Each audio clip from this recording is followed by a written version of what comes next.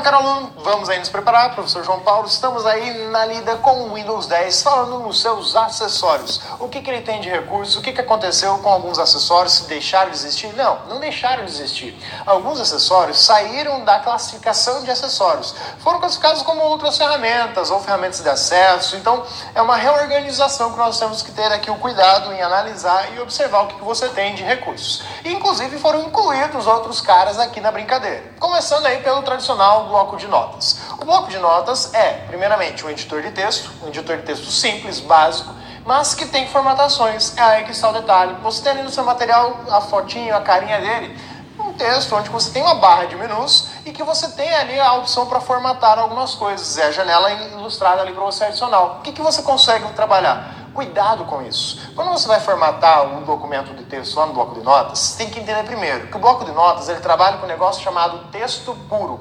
O que é um texto puro? Significa que eu vou ter somente texto. Não dá para colocar figura ali dentro. E porque é um formato de arquivo TXT. E que, sendo esse TXT, não aceita figuras e ainda a formatação tem que ser unívoca. Como assim? Todo documento tem que estar igual. Então, se você quiser colocar negrito, dá para pôr? Dá, você vê ali, tem negrito, tem a opção para colocar itálico? Tem, só que é para o documento inteiro. Não tem como pegar uma única palavra e colocar ali em negrito. Ou é tudo ou é nada. Porque é uma restrição não do editor apenas, mas a edição do formato de arquivo que ele vai criar, que é o formato TXT. Outra característica que você tem é mudar o tipo de letra. Eu quero mudar aqui, tirar de Arial, colocar na Times New Roman. Beleza, você consegue fazer isso no bloco de notas. Também tem que ser para o documento inteiro. Tamanho da letra também você consegue mudar. São propriedades alteráveis. Você consegue formatar isso. O que você também consegue fazer é o alinhamento. Você tem centralizado também ali. O que não ocorre, é aí que está a pegadinha. Não tem, por exemplo, como mudar a cor da fonte. Essa é uma pegadinha comum nas provas. Cuidado, você consegue formatar alguns recursos, mínimos, mas consegue. Cor da fonte não é um recurso que você pode mudar. Então cuidado com isso. Aí você tem o WordPad com mais recursos, que aparece aqui no finalzinho da nossa lista lá, a estrutura do WordPad. O que ele vai oferecer? Ele é um editor de texto mais completo, que tem aí mais recursos mínimos para edição de um texto. É aí que está.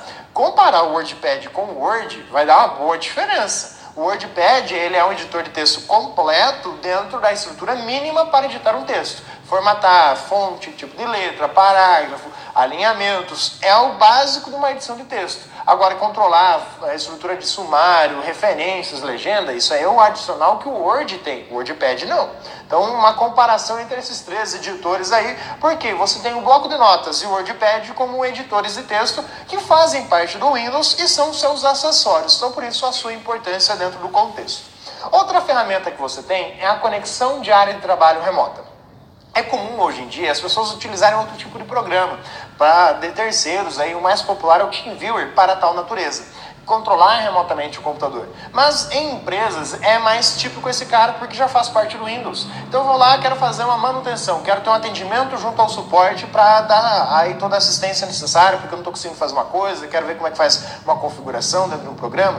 Então eu compartilho a minha área de trabalho. Ou seja, eu vou pegar, mandar a minha área de trabalho para outro computador poder controlar. Então ele vai mexer no mouse e eu vou ver ele mexendo no mouse na minha tela, só que ele está mexendo lá, é um acesso remoto a essa situação. Só que eu tenho que configurar. Por padrão, esse recurso é fechado, ele está bloqueado. Eu tenho que ativar a área de trabalho remota. Para isso eu tenho alguns caminhos. Você pode ir ali pelo próprio painel de controle, a opção sistema, e lá você vai ter acesso à opção para fazer o compartilhamento da área de trabalho remoto, como você tem ali ilustrado no material. E dentro dessa opção eu tenho lá várias abas também. E ali eu vou ter a opção para configurar justamente a ferramenta área de trabalho remoto. Ou eu vou direto ali no menu iniciar, botão iniciar, tela inicial, toda essa coisa aí, que eles ainda não definiram claramente como vai ser chamado, mas você clica nessa tela inicial, tem a opção lá, todos os programas, acessórios do Windows, e ali você encontra a área de trabalho remoto. Ou uma vantagem, o menu iniciar, essa é a opção de busca, você pode simplesmente clicar ali e já sair digitando o que você quer. Você digita o nome lá, conexão de área de trabalho, ou só área de trabalho, ele já vai surgir a opção, aciona e vai abrir o programinha. Essa figura, você tem ela expandida, ou seja, ela está mostrando ali para você no material todas as opções que ele oferece. Quando você clica na área de trabalho, ele vai mostrar só o endereço de conexão, o endereço de e-mail. Aí você tem que clicar na opção mais opções e ele vai listar aqueles recursos, como endereço de conexão, servidor, essas opções que você precisa saber. Então não é algo trivial usar. O que você encontra na prova? Essa relação, que é bloqueado por padrão, é uma ferramenta para acesso remoto e que eu tenho ela no Windows desde as suas primeiras versões, mas que é importante por conta disso. Então olha ali as figurinhas, teste, se você já tiver o Windows 10, faça uso dessa ferramenta. O diário do Windows. O diário do Windows é literalmente a ideia de diário.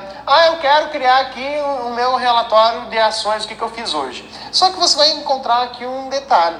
Esse diário, apesar de ele mostrar ali para você linhas, a ideia de um campo para digitar data, o cabeçalho para esse diário, ele é uma informação que você não digita, você escreve com caneta sensível ao toque. Porque o Windows 10 ele tem toda essa estrutura, o Windows 8 também já tinha isso, para trabalhar com tela sensível ao toque. Então, eu estou aqui com o tablet, com o celular, eu vou fazer a anotaçãozinha, escrever manuscrito ali. Então, não tem a opção para inserir texto digitado? Não, é texto anotado mesmo, que você vai estar trabalhando com o diário do Windows. Então, é um recurso legal, mas não tão legal assim. Se for analisar aqui, não fica bem escrito quando você escreve manualmente. Agora, a ferramenta de captura. Essa ferramenta, ela surge aí em primeiro momento dentro do Windows 7. Só que dentro do Windows 7, dentro do Windows 8, ela tinha alguns defeitinhos. Quando você aciona ela, no Windows 7 e no Windows 8, ela já minimiza e congela a tela de imediato. Agora no Windows 10, você tem uma opção ali dentro chamada atraso. O que esse atraso é importante? Eu posso configurar até 5 segundos. Como assim 5 segundos? Eu posso dizer, olha, eu quero clicar na opção novo, nova captura, e ele vai esperar 5 segundos para congelar a tela. Ele minimiza a ferramenta e conta 5 segundos, aí dá tempo para você clicar numa opção ou outra. Pô, isso aí ajuda muito, principalmente para tirar essas fotos que você encontra no material. Então é essa a diferença que você tem, a versatilidade. Ele se inspirou nesse tempo de resposta no próprio Word. No Word 2013, no Word 2010, você tem a opção instantânea, que ela faz mais ou menos essa ideia, só que ele já tem um tempo padrão fixado de espera.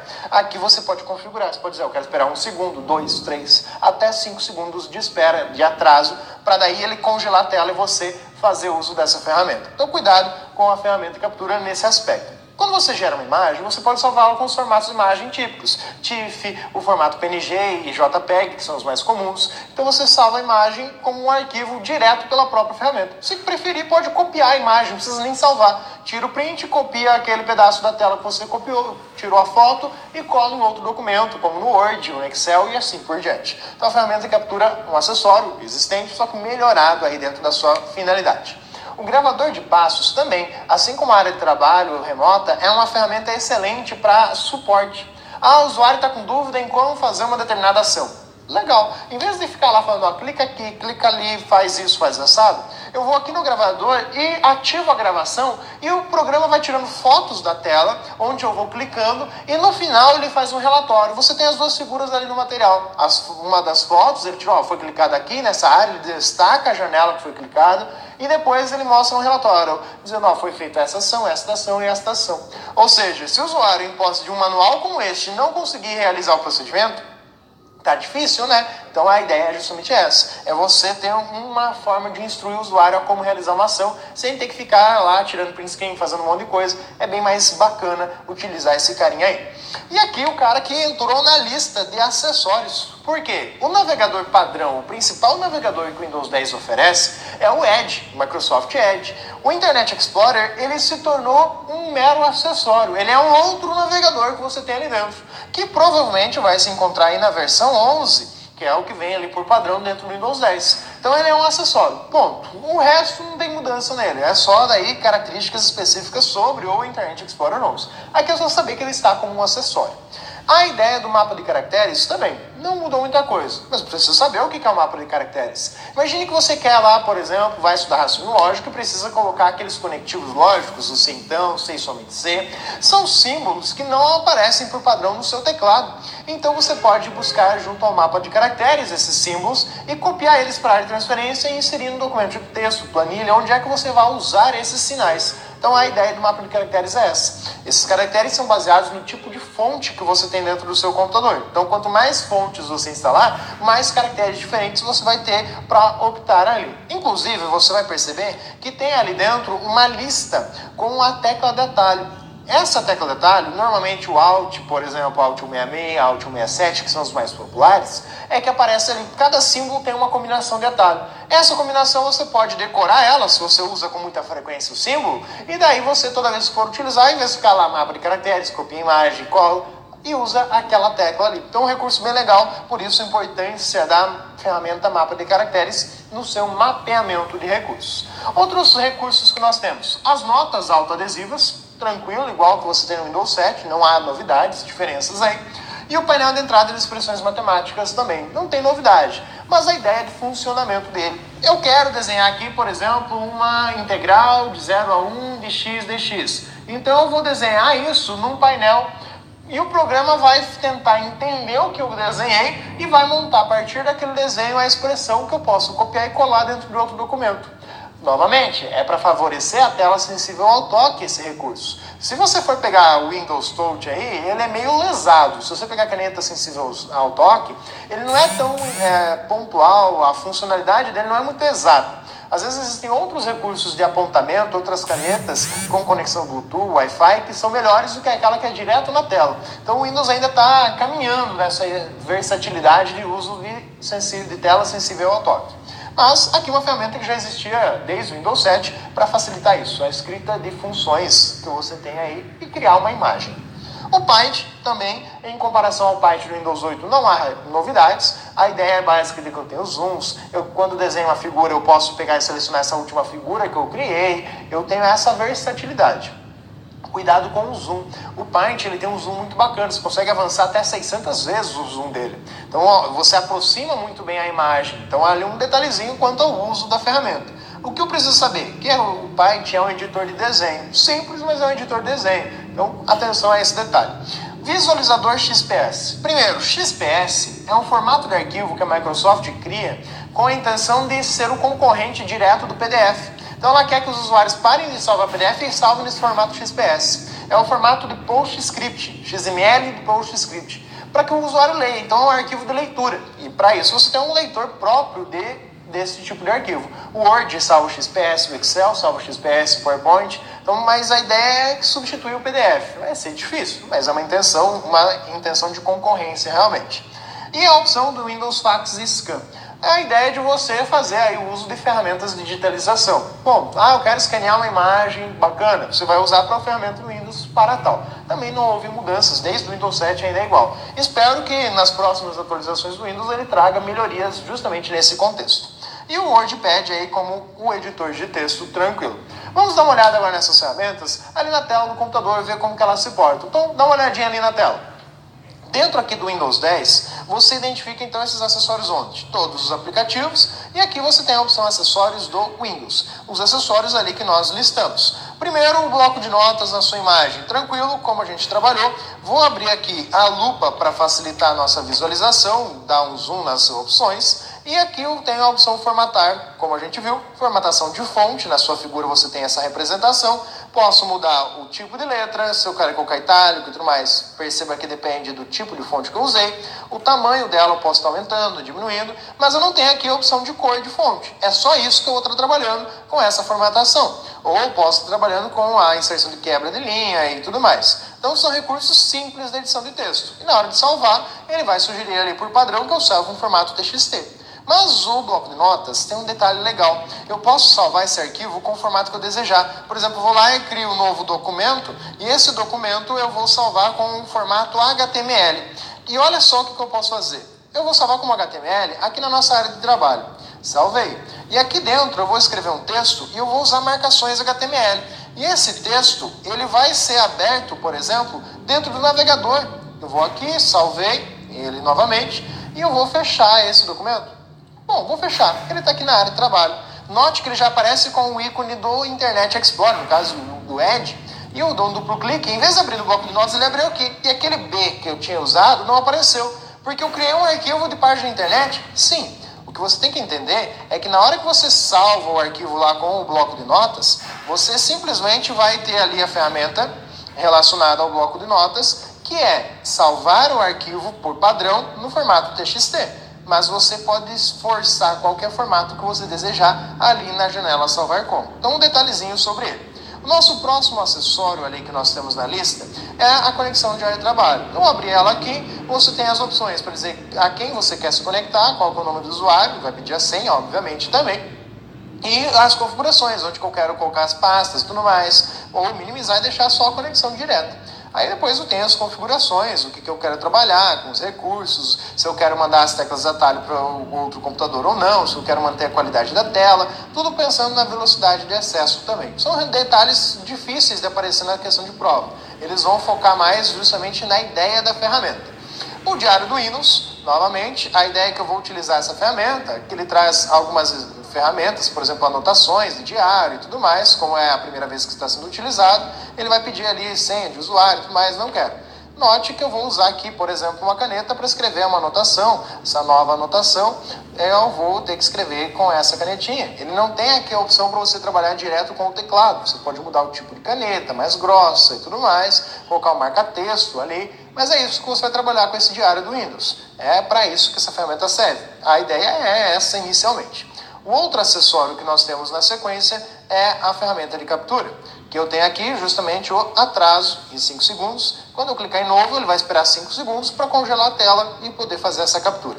Então é bem tranquilinha, a ferramenta de captura ajuda quando você precisa tirar um pedaço da tela, uma imagem.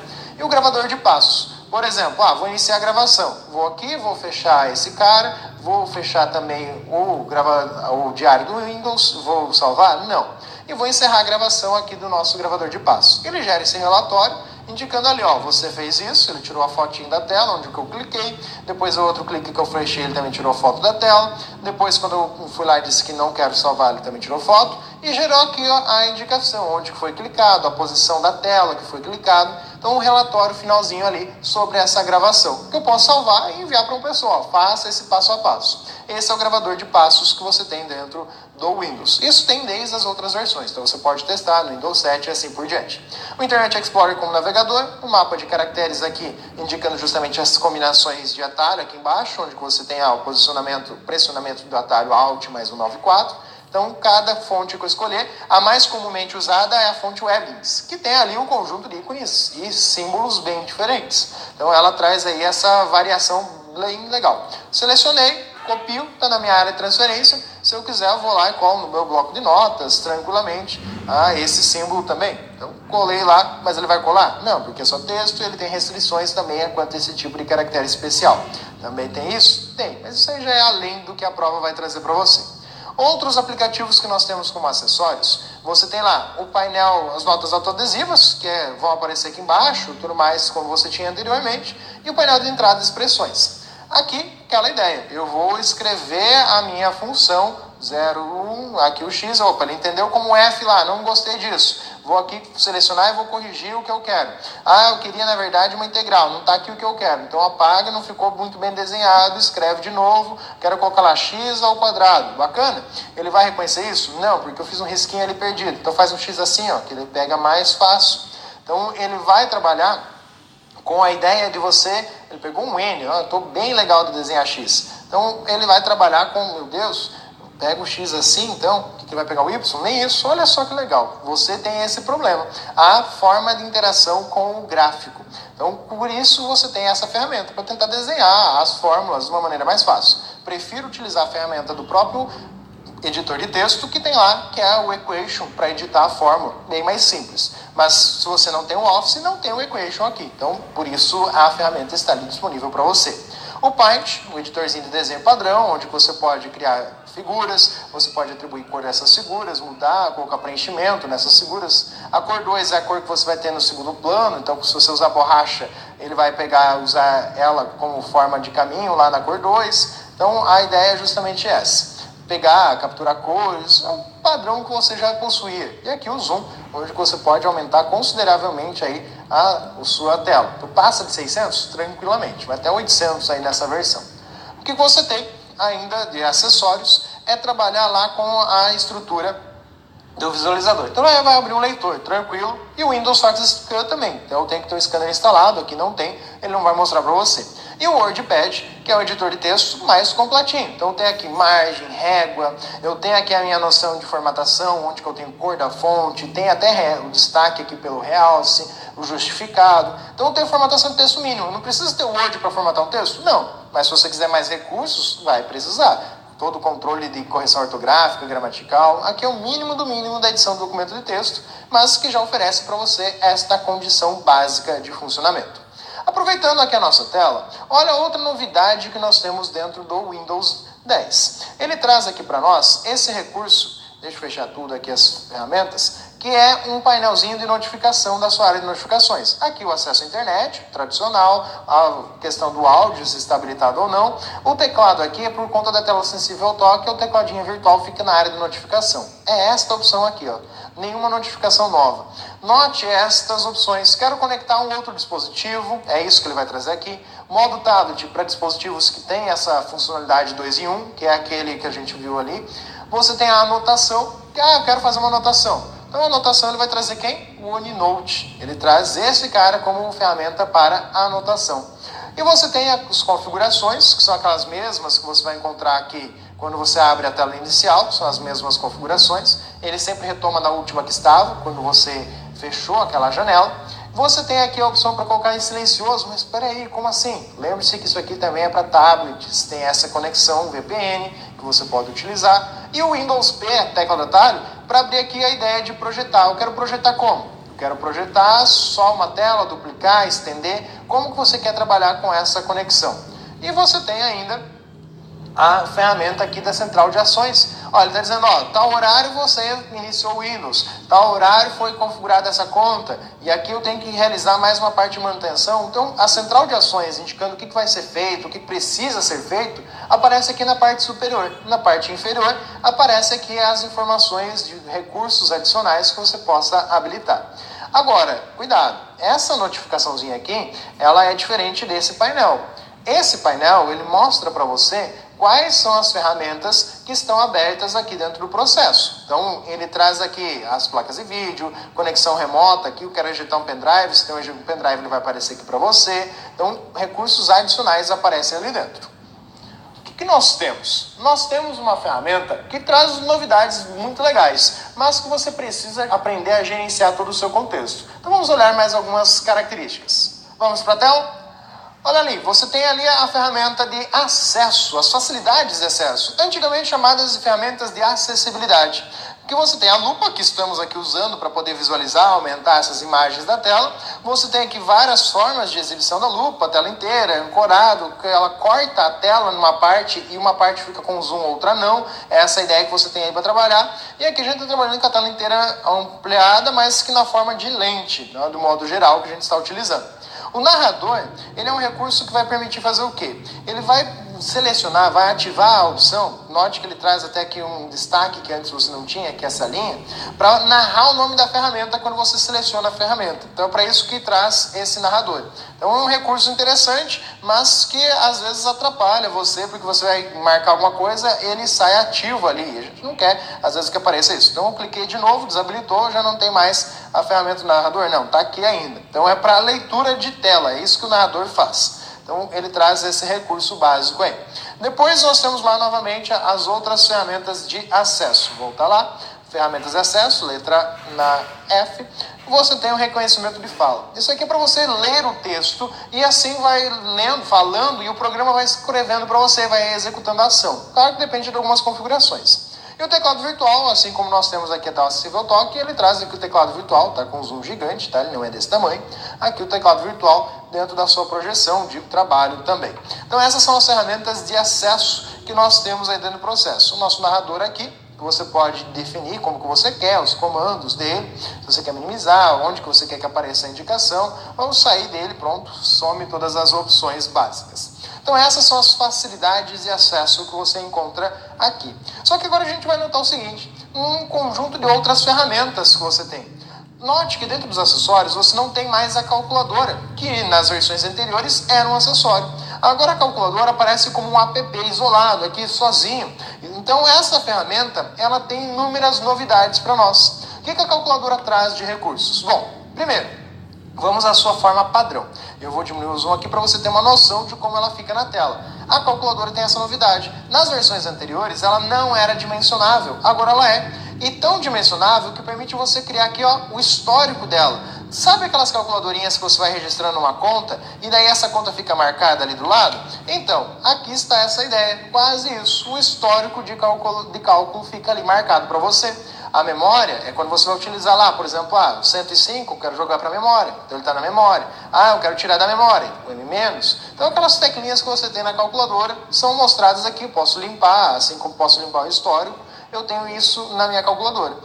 Mas é para uma tela sensível ao toque, então você pode fazer com que as teclas, os dígitos ali fiquem maiores, ao ponto que fique mais fácil você usar uma tela sensível ao toque para digitar aqueles valores. É essa a ideia de você dimensionar. Cuidado, aqui tem novidade. Existem apenas 3 modos de exibição da calculadora, ao contrário do que você tinha antes. Posso dizer que esse aqui seria um 4º modo. Antes, no Windows 7, por exemplo, você tinha a calculadora de cálculos de matemática, cálculos estatísticos, que era o modo estatístico. Agora é só a calculadora padrão, que é essa que a gente acabou de ver, a calculadora científica, que tem aí as funções de logaritmo, cosseno, seno, tangente, exponenciais, então tem essas funções adicionais, mod, que é o resto da divisão inteira. Você tem aqui para mudar o tipo de numeração, se você quer trabalhar com base de hipernúmeros ou trabalhar aí com as funções 10 elevado a e. E você tem a de programador, que também tem os tipos de base numéricas, binário, hexadecimal, octal. Trabalhar com palavra em double é uma palavra simples. E aqui, inclusive, a calculadora que mostra só o número binário. Então, eu quero saber aqui quanto que é o 10000. Então, vai ter aqui a opção 128, já de cara.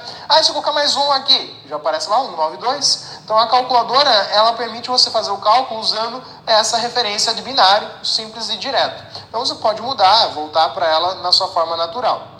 E converter as bases aqui, simplesmente alternando entre as formas de numeração, os tipos de números que você vai utilizar. Então essa calculadora é de programador. A outra calculadora, que não é bem uma calculadora, é o cálculo entre datas. Então eu posso calcular a diferença entre datas. Então eu posso pegar aqui, eu tenho uma data aqui específica, eu quero adicionar essa data a alguns dias. Então eu vou lá, seleciono, quero adicionar tantos anos. Beleza, já dá aqui a data para você. Então essa é a ideia, indicando inclusive que dia que vai ser. Nesse dia específico vai ser numa terça-feira daqui 4 anos. Então é essa análise que você tem. Uma calculadora de data, calcula a diferença e também adiciona valores à data. Depois, a grande novidade é a organização deste conversor. Você tem vários conversores dentro do Windows 10. Conversor de volume, onde você vai converter aqui unidades, por exemplo, você pega receitas lá, veio lá em os, veio onça, como é que eu faço o cálculo? Posso converter então quantas onças são, quantos metros cúbicos, quantas pintas eu tenho, uma pinta dá quantos mililitros? Então vem aqui, seleciona, fala, uma pinta é correspondente a 473 ml, mililitros. Isso aí dá em quanto em litros? 0,47. Note que algumas aqui ele até aproxima já, dizendo para você, uma pinta é igual a 2 xícaras de café. Então você tem essas conversões, jardas cúbicas, como se fossem 2 banheiras, ele até traz a ideia mais versátil, mais bonitinha para você. Distâncias, comprimento, calcular polegadas, pés, quanto vale uma polegada? Uma polegada, você tem ela aí representada de uma maneira. Na verdade, eu peguei o pés, pegar a polegada é 2,54. Um pé é isso. Então, quando você vê lá no filme 30 pés de altura, quer dizer, você vai pegar 30 e multiplicar por 30 centímetros para saber a que altura o cara está. Então, você tem essa referência. Peso e massa. Questão de peso é tonelada, libra, onças, novamente, como eu falei, a questão de peso. E temperatura. Claro, você tem 3 medidas de temperatura, Kelvin, Fahrenheit e Kelvin. O Celsius, na verdade, a outra aí que você vai trabalhar. E energia. Aqui, vem lá na tabelinha nutricional, eu tenho 45 joules de energia. Quantas calorias eu estou consumindo? Você está consumindo tantas calorias. Está ali a conversão direta para você, fora as equivalências aqui, Bateria, quanto que isso seria de uma carga de bateria, quantos BTUs, que é a unidade medida de ar-condicionado. É isso que você vai encontrar essa referência. Área, para fazer diferença em hectares, alqueires. Então, eu não sei quanto que é um hectare, um alqueire. Tá aí, vai converter a área. Milhas por hora, o cara tá lá 70 milhas por hora no filme. Isso dá quantos quilômetros por hora? Já tá ali quase no limite de velocidade. Então é essa conversão que você tem. Tempo, quero saber horas, minutos, segundos, dias, microsegundos. Você tem ali potência. Por exemplo, quanto vale um cavalo de força? Eu tenho um cavalo de força. Quero ver aqui. Eu tenho um cavalo, vapor. Um cavalo ele vai ser equivalente a quantos watts de energia? 745 watts. O cavalo tem força, hein? Então essa é a ideia, é fazer esses cálculos. Conversão de dados, essa aqui é para nós, hein? Olha só, você que tem dúvida em fazer cálculo, professor, eu estou ali calculando um gigabyte. Bom, 1 GB ele dá 1000 megabytes. Sim, note que aqui ele faz a referência aqui embaixo, ó, ao gigabyte. Então, se eu pegar 1 gigabyte, que é aquele com base 1024, quantos megabytes, que é com base 1024, que ele vai trazer? 1 gigabyte são 1024 megabytes.